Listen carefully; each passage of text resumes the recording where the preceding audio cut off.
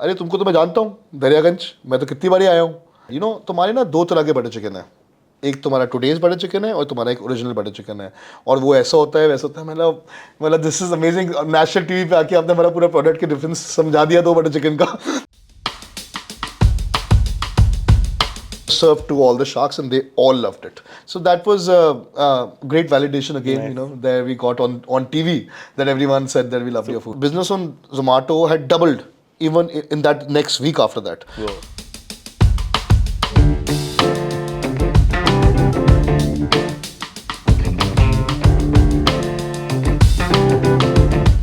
Tell me your story. How did you get here? So, I mean, I was from a business family. My family was into a business of automobiles, and I was supposed to end up in that business when I grew up. That was how I was, brought up. But I always had other ideas. I had a passion for restaurants and hotels, hospitality as a whole. I had a big passion for that. I used to get the Economic Times at home, and I used to cut articles, only find articles about restaurants and hotels, and I had to cut them and make a scrapbook out of it. That's how I used to follow, the restaurant and hospitality industry. So it was kind of, very clear when I got out of school that I really want to get into this. But then I got into the family business. My father wanted me to be a part of the family business, which I did. For a few years, I realized this is not my cup of tea. Then I said, I can't do this. So I told my dad that I'm going to go and try to do something else. In fact, I went for an interview, walk-in interview for a Oberoi Group interview, which I walked in for. 3 rounds of interviews, and the third round was which I was interviewed by Mr. Vikram Oberoi himself.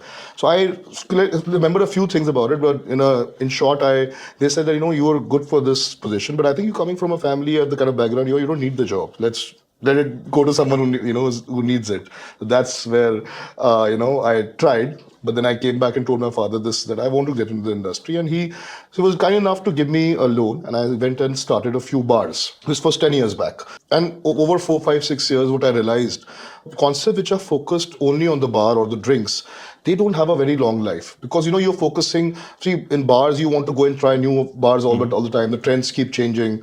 Then the people who are maybe in their 20s who come to a bar, they grow up, they get married, and then you have to find new customers again.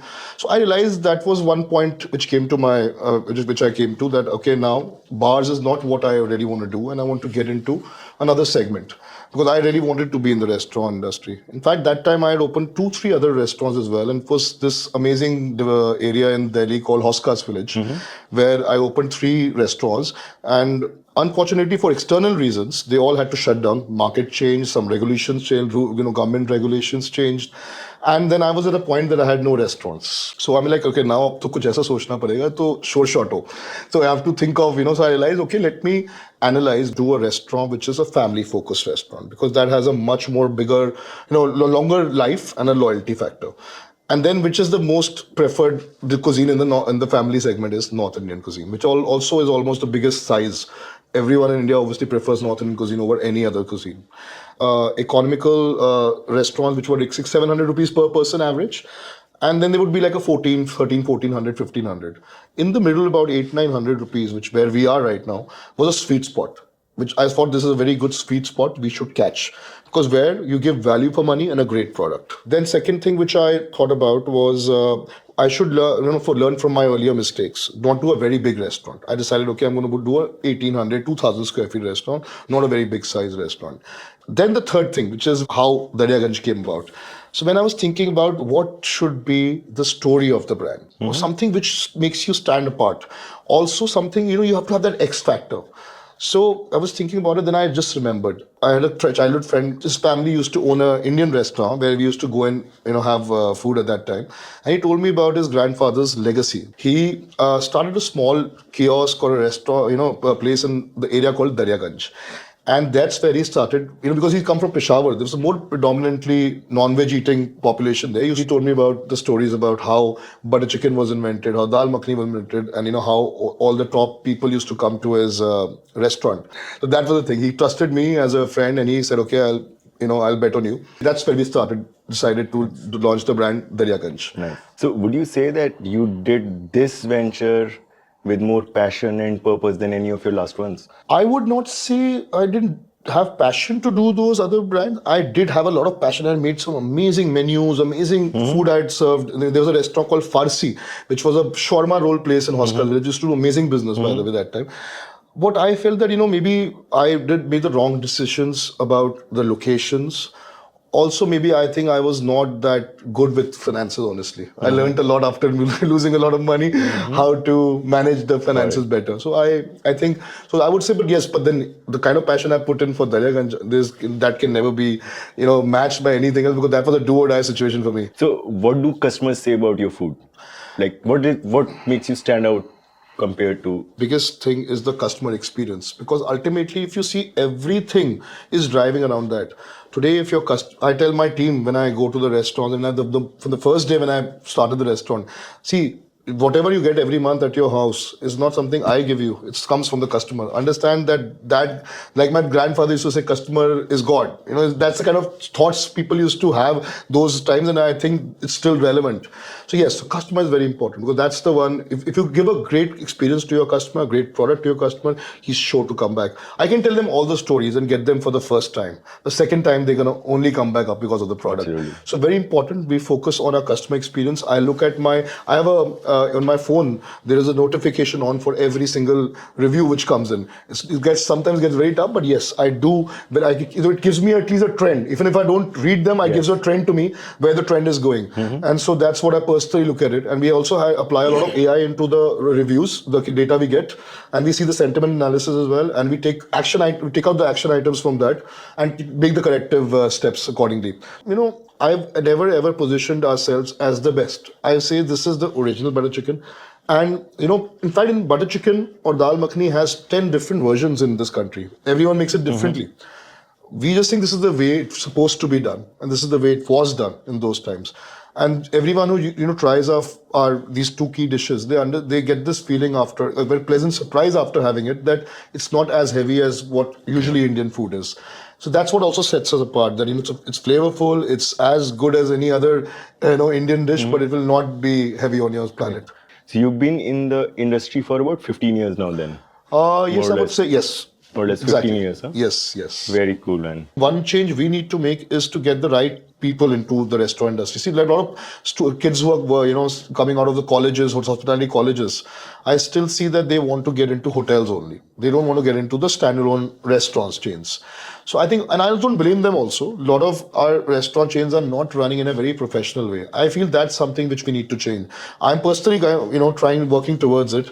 We've taken up a central office and a training area where I'm going to give them, I think just give them, the culture needs to change, that they give them a feel that, when I go to my restaurants, I go for a session, I call my team, I call everyone from the dishwasher to the manager to everyone, come sit on the same table and let's sit down and talk. So it has to be, you have to treat everyone, in a very good way. And I think the hotels people, these guys get better respect. In the restaurant industry, overall they feel maybe they don't get that right respect, which I think has to change. And I think I'm working towards that. So that's one thing I feel we should change. But it's actually changing quite fast. It is changing a lot. 15 years ago, when we used to get some ad revenue, 30% or 40% billing, people used to pay us in cash. 30-40%. We used to take the cash, deposit it in the bank because we have to keep everything clean. It's like, okay, whatever, your choice, cash or whatever.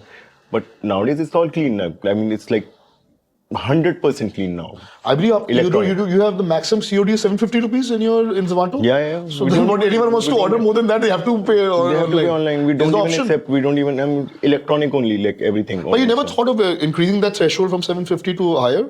Because, would you think you will be giving away, losing some people because of that? Some more guests because of that? If we find that a customer has been good, then we keep increasing the limits.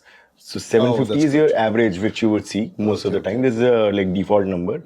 But if a customer is not a good customer on COD, if they refuse to take the food, we'll bring the number down. If they are being a good customer, they actually genuinely have the intention to pay, then we also take the number up. So it's a flexible system basis what we know about the customer. Right now, in the current state of the restaurant industry, what is the coolest thing that you like about the Indian restaurant scene? I mean, something that you're proud of, something you're like, yeah, this is so See, awesome. we do, as a restaurateurs, we get a lot of attention. Because everyone, knows our brands. So I go anywhere, people recognize you. almost They're glamour. more than any other industry. There would be people who are making 10 times more money than us, but they are, we get recognized more. It's a So glamour yes, there's a glamour industry. element there, Glamour but there's a lot of hard work behind it. So course. this should not be something which everyone should think, oh, it's the most glamorous industry. Glamour is on the outside. There's Yeah, पीछे से क्या होता है, we all know. only the like sweat makes it shine. So Yeah, so that's one thing. Yes, it is. We get recognized very well because of being out in the open, being a customer-facing business like that. I mean, there was a time when I used to get really affected by even one or two bad things being said. But then I realized, people, there's a trend called trolling. People. I see that even the biggest of successful people, they have bad comments coming in. So I'm like, okay, I think I've started. But I'm a very, even if I see one bad review coming in a day, which actually, if it's a genuinely bad review, I rarely get affected and I make sure it's corrected. Sometimes there are some random reviews as well. So one more thing I would like to say that, one thing I realized, which I was looking at our data, Zomato, spoke to my Zomato team and give me the data. I realized that, 89% of our customers don't rate us. The orders which we are delivering, 89% people are not rating. Only 11% people are rating. And the reviews, the rating is basis of that. So sometimes I feel that could not be the right number, the real number.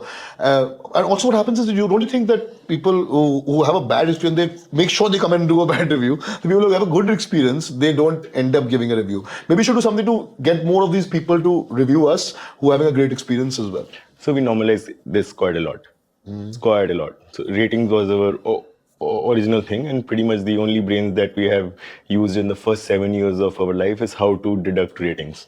Okay, there must be some algorithm you have for that. Quite a bunch of things. Let's say a customer is overtly negative, always, then we'll be like, okay, you're going to be negative all the time. So if you are giving somebody a 1, I would actually consider it a 2 or a 3. Right? If a customer is positive all the time, then it's like, bro, your 5 means a 4. Your 5 doesn't mean a 5. Right? So, and these things. And therefore, we grade restaurants over a normal distribution curve. So your true average of the ratings might be less or more than the rating being shown because we rank you on a curve. Got it. Right? So it doesn't matter how many negative. As long as everybody is getting the same proportion of negative or positive, like extra negatives, Got it. it like really doesn't matter. But if you're getting more negatives than somebody else, then that's an issue, and it actually should be. Great. Looks like you've done a lot of work into this, the algorithm. Yeah, I think Zomato, like, ratings are. I know people try to game it, right? But the final number that shows is not gameable that much. Okay. Like, it's marginally gameable right now. So COVID, how was it for you? You were a dine-in only or primarily dine-in restaurant? Yeah. First, So we opened our first restaurant 2019, April, Daryaganj, in Aero City. And then, it was a runaway success. We had a great run. And we used to have 50 people waiting every night outside the restaurant. And we used to serve them nimbu pani and chai. And once I was standing there, a lot of people just came up to me and said, some guests came and said, why don't you open more restaurants? You can very well see how much demand you have. So that was actually, the whole growth plan started as organically. The customers needed, let's start. So we went aggressive. We signed 3 more restaurants. We opened the second one, the third one. And around 11th month of operation, we had opened 3 restaurants. We were about to open the 4th one. And the 12th month, which was 2020 April, COVID struck us. And that time when I thought, I think I'm back to square one. Badi mushkil se to yahan pahunche the, and like back to square one. But then, I had a very, the first thing was at that time, honestly, no one knew what's going to happen. It might be just only delivery only. That's what the thoughts that was going, that time no one knew where we are heading towards. So I was like, the first 4 months we were like, didn't know what to do. 4 months we had 0 revenue. And we were like, I used that 4 months to learn a lot about technology and personally improve myself. But that was something parallel happening. But that 4 months, the company had 0 revenue. And, we made sure our team was taken care of. I was lucky enough to have some very good, shareholders on board who even in the COVID times, put in the funds which were required. Somehow, there was a limit to what we could do. We had to generate cash. We had to generate some revenue. And then, so I decided, okay, let's start delivery. So we started working on delivery. In fact, we believe in this concept called 5 senses. Like, I believe that everything in a restaurant when you go, it's all about the vibe, which is decoded as the five senses. Restaurant industry is the only industry in retail which has the fifth sense of food. Otherwise, everywhere else you don't have that fifth sense. So I said, how can I apply it to delivery concept? So the box which we developed, we call it the five senses delivery box. You can touch and feel the box. You can have, it's a great material used. Then you can see a very nicely designed, colorful box with our brand colors. Then obviously the food you will taste. Then there is two other senses, which is the sense of smell and sense of hearing. So the box comes with a envelope which has a fragrance, a whiff of the restaurant's signature fragrance. You open the envelope and the fragrance comes out. And then there's a QR code there, which was the first thing we did. That there's a certain playlist which I developed for the restaurant. The same playlist which has to pay in the restaurant is opens with that QR code. So that completes the five senses experience. So that's what I developed. I have developed the five senses delivery box. Now we said, okay, now let's go out and start delivering. And so we on the website we put the point there. We started sending menus and everything. So we started generating some demand for the delivery. Then I realized that in the first few weeks, I realized the maximum orders were coming during only 2 hours, which was maybe 8 to 10 p.m. Maximum orders used to come that time. So imagine so it could be like in one restaurant with 10 to 15 orders coming in at one time in just maybe a window of half an hour.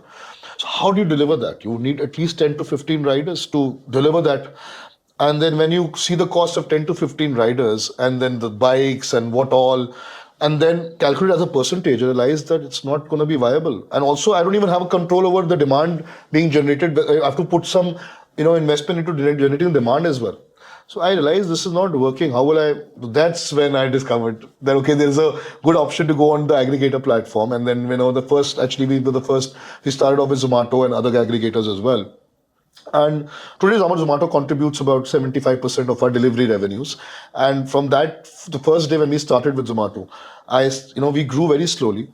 From what we were the first month to the 7th month, we were 4x and then 5x. And then today we are 12x of that first month, the revenue which we did that time.